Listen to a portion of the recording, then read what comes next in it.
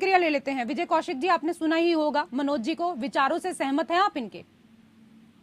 मुझे तो हंसी आ रही थी कि किस तरह की ओछी राजनीति पर उतर आए हैं भाजपा के लोग।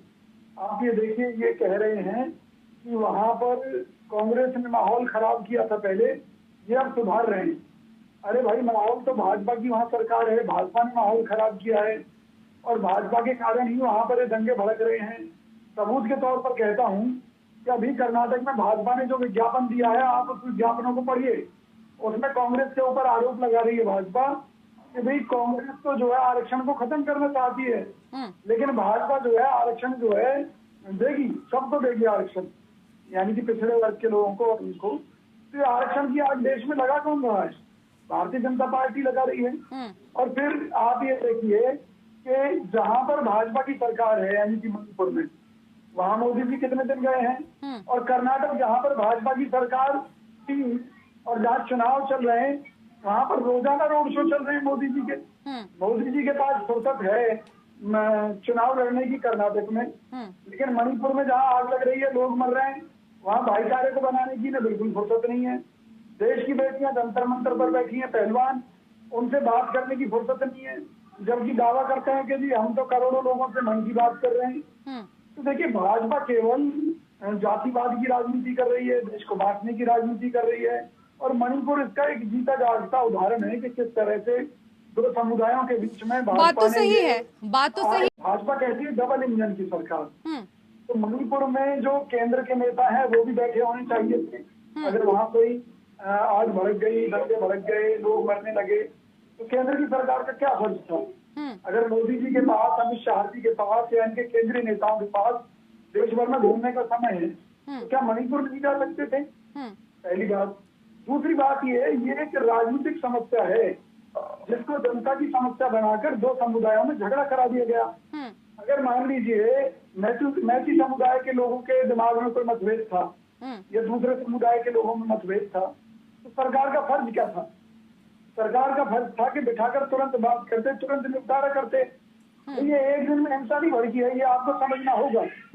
ये हिंसा के लिए बाकायदा एक टीम तैयार की गई, बाकायदा मार्च निकाले गए, बाकायदा प्रदर्शन हुए, उसके बाद हिंसा भड़की है। यानी कि सरकार आंखों पर पट्टी बांधकर सारा काम होने देती रही, एक जमीन तैयार होने देती रही कि दंगे भड़के।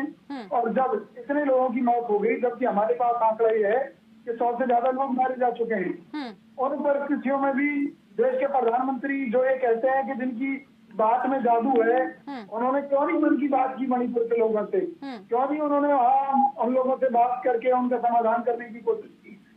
फिर इनका डबल चेहरा देखिए।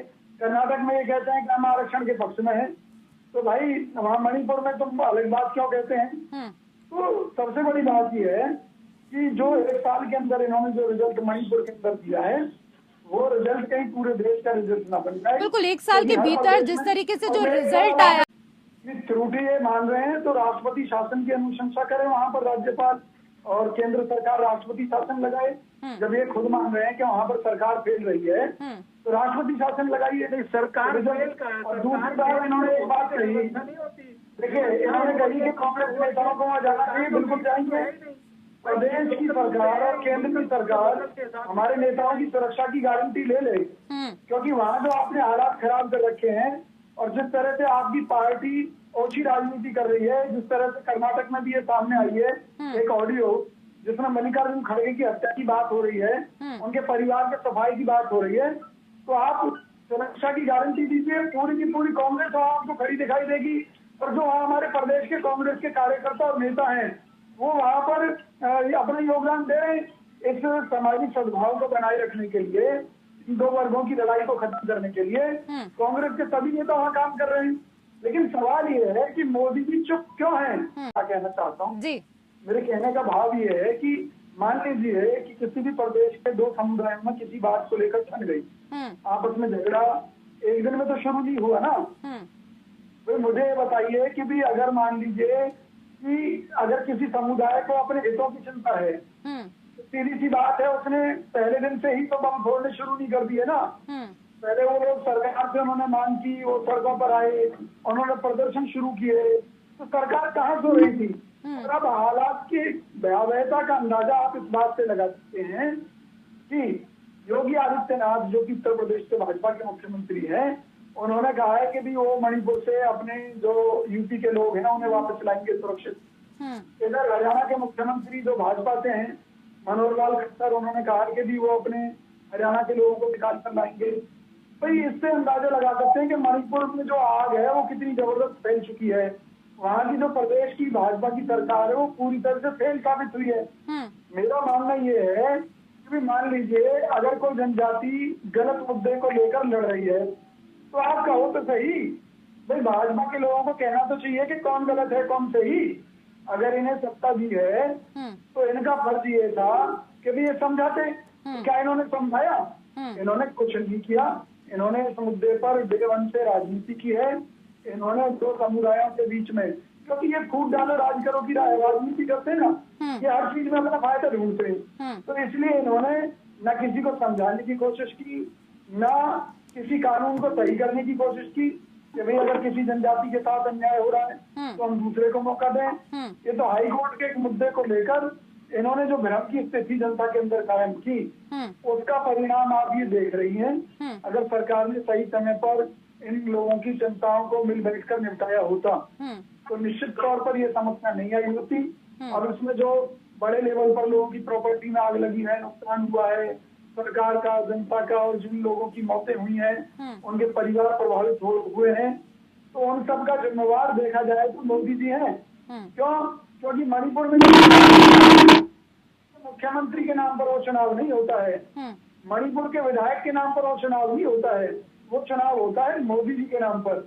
यही पूरे देश में स्थिति है। तो जब वहाँ की अगर सरकार फेल है तो इसकी जिम्मेवारी मोदी जी को लेनी चाहिए।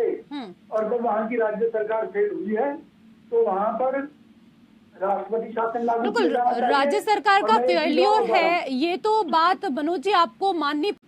रेशो जी मेरी बात सुनिए, मैं क्या कह रहा हूँ। अगर मान लीजिए हाई कोर्ट ने कोई फैसला दिया है तो उसके आदेश सरकार को दिए जाते हैं। यानी कि अगर सरकार को उस चीज को लेकर ऐतराज है या उसके कारण राज्य की कानून व्यवस्था खराब हो सकती है या दंगे भड़क सकते हैं तो उसकी अपील के लिए सरकार सुप्रीम कोर्ट जाती है हाई कोर्ट के निर्णय के खिलाफ। यहाँ पर यह कहते हैं कि भाजपा का एक विधायक सुप्रीम कोर्ट गया है।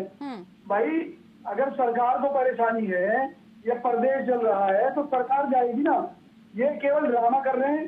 अभी भी इनकी कोई मंशा नहीं है कि वहाँ ये सामाजिक सद्भाव बने, क्योंकि ये इसका राजनीतिक लाभ लेना चाहती है भाजपा। केवल ड्रामा कर रही है। इनसे ये पूछिए कि जो हाई कोर्ट ने जो डिसीजन दिया था जिसे लागू करने की बात भाजपा की सरकार ने करी, क्या सरकार का निर्णय सही था? इनसे पूछ लीजिए। अगर ये सही था तो इसका मतलब जो राज्य में हिंसा भड़की है उसकी जिम्मेवार भाजपा है। और जब हिंसा भड़क गई है तो अब भाजपा की सरकार का अगला कदम क्या होगा? जिस मुद्दे पर आप बात कर रहे हैं उस सवाल को उस पर मैं तो सीधे सीधे आपको जानकारी दे रहा हूँ। ये सरकार की लापरवाही का नतीजा है कि जो आज मणिपुर सुलझ रहा है उसकी जिम्मेवारी सरकार को लेनी चाहिए और केंद्र सरकार का फर्ज है। तो उन्होंने माना ना, उन्होंने कहा कि हमारे